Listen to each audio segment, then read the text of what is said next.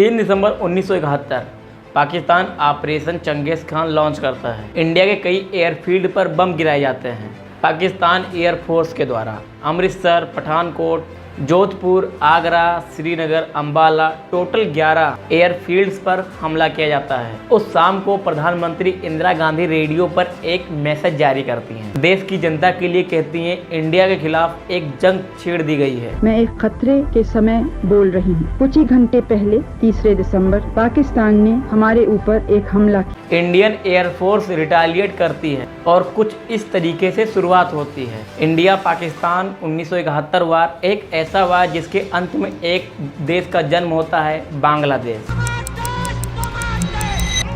नमस्कार दोस्तों, मैं हूं सौरभ। बहुत स्वागत करता हूं एक और नए धमाकेदार वीडियो में। तो इस वीडियो में आपको काफ़ी जानकारी मिलने वाली है, काफ़ी मजा आने वाला है। तो वीडियो में लास्ट तक बैठिए। अगर आपको हमारा वीडियो थोड़ा सा भी अच्छा लगे तो वीडियो को लाइक जरूर कीजिएगा, चैनल को सब्सक्राइब जरूर कीजिएगा, एक अच्छा सा कमेंट भी जरूर कीजिएगा। चलिए शुरू करते हैं।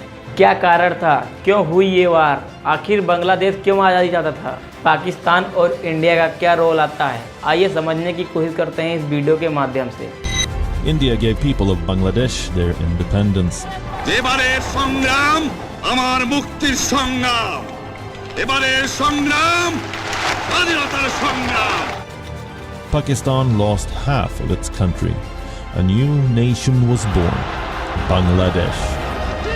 कहानी की शुरुआत करते हैं ब्रिटिश से पहले, कॉलोनियल टाइम से पहले, जो इंडियन सब कॉन्टिनेंट था, यानी आज के दिन का इंडिया, पाकिस्तान, बांग्लादेश, बर्मा और श्रीलंका। इस एशिया में छोटे बड़े हजारों ऑटोनॉमस किंगडम हुआ करते थे, जो बंगाल का एरिया होता था, यानी आज के दिन का बांग्लादेश प्लस वेस्ट बंगाल। इस एरिया को 13 सेंचुरी से मोस्टली मुस्लिम राजाओं के द्वारा कंट्रोल किया जाता था। मोहम्मद बख्तियार खिलजी जो फाउंडर थे खिलजी डायनेस्टी के, उन्होंने ही मुस्लिम रूल का शुरुआत किया था। इस एरिया के अर्ली 13 सेंचुरी के और आगे चलें तो साल 1757 में ईस्ट इंडिया कंपनी इस एरिया को हैंड ओवर कर लेती है और 1947 तक ब्रिटिश रूल लेता है और हमको देखने को मिलता है पार्टीशन इंडिया और पाकिस्तान का। As the new dominions of Pakistan and India take over their own affairs, carrying their few possessions, 1 million people become refugees overnight. साल 1940 में ही ऑल इंडिया मुस्लिम लीग के एनुअल सेशन में लाहौर रेजोल्यूशन बनाया जाता है, जिसमें डिमांड उठाई जाती है कि मुसलमानों के लिए एक सेपरेट अलग स्टेट बनाया जाए। इनको एक ही चीज़ का डर था कि अगर एक ही देश बना रहा तो मुस्लिम माइनॉरिटी बन जाएंगे और डर में जिएंगे। जब बंटवारा हुआ तो बहुत से परिवार, बहुत से लोग डिस्प्लेस हुए। एक भारी माइग्रेशन देखने को मिली, जिसमें बहुत से मुस्लिम पाकिस्तान गए और बहुत से हिंदू इंडिया आए। इसी बीच बहुत से दंगे हुए और वायलेंस हुआ। कुछ 2 से 20 लाख डेथ का एस्टिमेट किया जाता है। Hatred flares up in the Punjab. Pakistan and India each say they are determined to stop the wholesale rioting. But meanwhile, the exodus continues. इस माइग्रेशन में कुछ ग्रुप आप लोग थे जो बिहार में रह गए थे। अब बिहार ऑब्वियसली क्योंकि बांग्लादेश के ज़्यादा करीब है, तो बहुत से मुस्लिम जो बिहार में रह गए थे अब वो ईस्ट पाकिस्तान में माइग्रेट किए। इन मुस्लिम बिहारीज को मेंशन करना जरूरी है क्योंकि इन्हें माना जाता था कि ये बांग्लादेश के खिलाफ हैं, इन्हें एंटी बांग्लादेशी माना जाता था। इसी बीच वहाँ पार्टीशन चल रहा था। वेस्ट बंगाल वाले इंडिया के साथ रहना चाहते थे और ईस्ट बंगाल वाले पाकिस्तान के साथ जाना चाहते थे, और ऐसा ही हुआ। अब पाकिस्तान 2 पार्ट में डिवाइड हुआ, एक वेस्ट पाकिस्तान, एक ईस्ट पाकिस्तान, जिनकी दूरी 15,000 किलोमीटर थी। और फिर ईस्ट पाकिस्तान में रहने वाले लोगों को ज़्यादा पॉलिटिकल रिप्रेजेंट होने का मौका नहीं मिल पा रहा था। ज़्यादातर पैसा वेस्ट पाकिस्तान के पास जा रहा था। 75% नेशनल बजट वेस्ट पाकिस्तान पर स्पेंड किया जा रहा था, जबकि 62% रेवेन्यू ईस्ट पाकिस्तान से आने लगा था। फिर भी उन्हें 25% ही मिल पा रहा था और इकोनॉमिक डेवलपमेंट ज़्यादातर वेस्ट पाकिस्तान की ही देखने को मिल रही थी। 1969-70 पर जो पर कैपिटा इनकम था वो वेस्ट पाकिस्तान का 61% देखने को मिल रहा था। ईस्ट पाकिस्तान से 25 गुना ज़्यादा मिलिट्री पर्सनल थे वेस्ट पाकिस्तान में।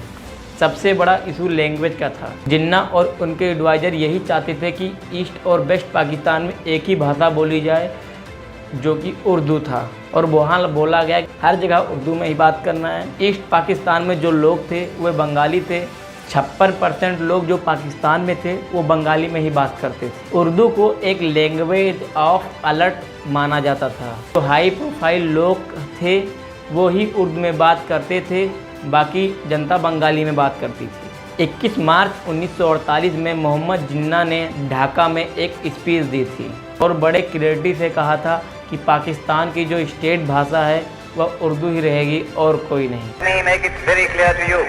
Leave no doubt that state language of Pakistan is going to be Urdu and no other language.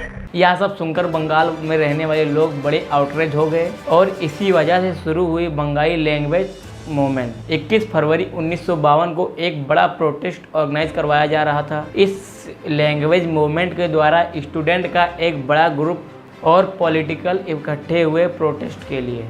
Provincial assembly के सामने पाकिस्तान की आर्मी इन पर फायर करवा दिया। 5 लोग मारे गए और उस दिन से आज के दिन तक 21 फरवरी को सेलिब्रेट किया जाता है as the martyrs day Bangladesh. साल 1999 में बाद में यूनेस्को ने जाकर कहा कि 21 फरवरी अब से इंटरनेशनल मदर लैंग्वेज डे भी मनाया जाएगा। इसके रिस्पांस में 2 साल बाद 1954 में बंगाली को कहा गया इसको भी एक ऑफिशियल स्टेटस दे देते हैं। 1956 में बंगाली को एक स्टेटस लैंग्वेज भी घोषित कर दिया गया। साल 1965 में इंडिया और पाकिस्तान के बीच एक वार होती है और ईस्ट पाकिस्तान एक कमज़ोर डिफेंस के रूप में रह जाता है। जो इकोनॉमिक एंड पॉलिटिकल इम्बैलेंस था ईस्ट पाकिस्तान और वेस्ट पाकिस्तान में इस वार के बाद और उभर कर आने लगा और इसके बाद वहाँ डेमोक्रेटिक प्रोटेस्ट और लेबर स्ट्राइक होने लगता है। फिर 1969 में अयूब खान रिजाइन कर देते। उसके बाद इलेक्शन होता है और ईस्ट पाकिस्तान की एक पार्टी इलेक्शन में जीत जाती है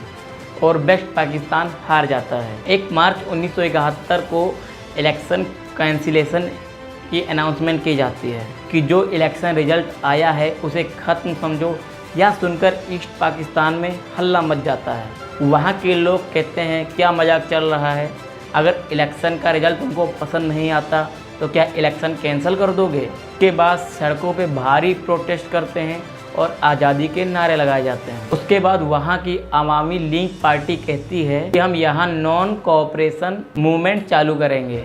वेस्ट पाकिस्तान में जो सरकार बैठी है उसको कुछ भी कह लेने दो, हम उसकी कुछ भी सुनने वाले नहीं हैं। अवामी लीग पार्टी के संस्थापक शेख मुजीब यहाँ पर एक बहुत ही ज़बरदस्त स्पीच देते हैं। एस कोर्स के ग्राउंड पे एक बड़ी ही ऐतिहासिक स्पीच। বাংলার মানুষ মুক্তি চায়, বাংলার মানুষ বাঁচতে চায়, বাংলার মানুষ তারা আজ তার অধিকার চায়। এবারে সংগ্রাম আমাদের মুক্তির সংগ্রাম, এবারে সংগ্রাম স্বাধীনতার সংগ্রাম। इसके बाद ईस्ट पाकिस्तान के बंगाली लोग थे और उर्दू स्पीकर बिहारी लोग थे। इनके बीच में तनाव बढ़ने लगता है। जो बिहारी आए थे उन्हें प्रो पाकिस्तान देखा जाता था। वो स्टार्टिंग से ही वेस्ट पाकिस्तान के सपोर्ट में थे। तो कई अटैक देखने को मिले बिहारी कम्युनिटीज़ के अगेंस्ट। से 13 मार्च के बीच पाकिस्तान इंटरनेशनल एयरलाइन की सारी फ्लाइट कैंसिल कर दिया गया और उन्हें ढाका में फ्लाई कराया जा रहा था और पाकिस्तान सोल्जर को वहां उतारा जा रहा था और उसके बाद वहां पे बहुत सारे लोगों को मारा जाता है। 25 मार्च 1971 को वहां वेस्ट पाकिस्तान की सरकार एक जोनोसाइड प्लान करती है, ऑपरेशन सर्च लाइट। इसका मतलब जो लोग बांग्लादेश की मांग कर रहे हैं उन्हें मार डालो। फिर वहाँ बहुत सारे लोगों को मारा जाता है और शेख मुजीबुर को अरेस्ट कर लिया जाता है, लेकिन उन्होंने बांग्लादेश को एक इंडिपेंडेंट कंट्री डिक्लेयर कर दिया था। इसीलिए 26 मार्च को बांग्लादेश में इंडिपेंडेंट मनाया जाता है। इसी रात वहाँ हमला किया जाता है और एक ही रात के अंदर 7000 स्टूडेंट को मारे जाते हैं पाकिस्तान आर्मी के द्वारा। और अब लोग ढाका शहर छोड़ के जा रहे थे। सारे मीडिया और रेडियो को बंद कर दिया जाता है। एक Pakistan journalist Anthony United kingdom भाग जाते हैं और 13 जून 1971 को जो उन्होंने देखा था एक आर्टिकल में पब्लिश करते हैं। तब सारी दुनिया को पता चलता है कि बांग्लादेश में क्या हो रहा है। और जब प्रधानमंत्री इंदिरा गांधी या खुद आर्टिकल पढ़ती हैं, सोचती हैं एक्शन लेने को, देखा जाता है कि 10 मिलियन से भी ज़्यादा लोग बॉर्डर क्रॉस करके इंडिया आते हैं। प्रधानमंत्री इंदिरा गांधी सोचती है कि मिलिट्री का इस्तेमाल कर कर इस वार में हिस्सा लेकर मिलिट्री का इस्तेमाल करके इन लोगों को बचाना ज़्यादा इकोनॉमिकली फिजिबल होगा कंपेयर टू कि 10 मिलियन की सहायता कर। 28 अप्रैल 1971 इंदिरा गांधी सेनाओं से कहती है कि जंग की तैयारी कर। दिसंबर 1971 पाकिस्तान ऑपरेशन चंगेज खान शुरू करता है, इंडिया के एयरफील्ड्स पर हमला बोल देता है, अब इंडिया वार में एंट्री करता है। 12 दिसंबर तक आते आते अब पाकिस्तान इंडिया के बीच में अपनी एक बहुत बड़ी हार देख रहा है। 16 दिसंबर 1971 को इंडियन आर्मी ने ढाका शहर को चारों तरफ से घेर लिया और 30 मिनट दिए जाते हैं पाकिस्तानी आर्मी को सरेंडर करने के लिए। फिर पाकिस्तान की 93,000 से ज़्यादा आर्मी सरेंडर कर देती है। ये दुनिया का लार्जेस्ट सरेंडर था वर्ल्ड वार 2 के बाद से। अगले साल 1972 में शिमला एग्रीमेंट साइन करी जाती है इंडिया और पाकिस्तान के बीच। इस एग्रीमेंट के अनुसार पाकिस्तान रिकॉग्नाइज करता है बांग्लादेश को एज एन इंडिपेंडेंट कंट्री और इंडिया वादा करती है जो 93,000 आर्मी हैं 5 मंथ के अंदर उनको वापस दे दिया जाएगा पाकिस्तान को। वार के टाइम जो 13,000 किलोमीटर की ज़मीन इंडिया ने कब्जा की थी उसको भी वापस कर दिया जाएगा।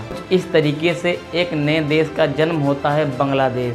1972 में पाकिस्तान के द्वारा रिकॉग्नाइज किया जाने के बाद 1972 में यूनाइटेड नेशन भी बांग्लादेश को रिकॉग्नाइज कर लेता है। ऐसे बनता है एक नया देश बांग्लादेश। दोस्तों आज का हमारा वीडियो कैसा है कमेंट सेक्शन में ज़रूर बताइए। वीडियो थोड़ा सा भी अच्छा लगा और फिर से एक बार बोल रहा हूँ वीडियो को लाइक जरूर करो। कमेंट में आप भी बताओ ये वीडियो कैसा लगा, नॉलेज कैसा लगा। तब तक के लिए मिलते किसी और धमाकेदार वीडियो धमाकेदार टॉपिक के साथ। तब तक के लिए जय हिंद जय भारत।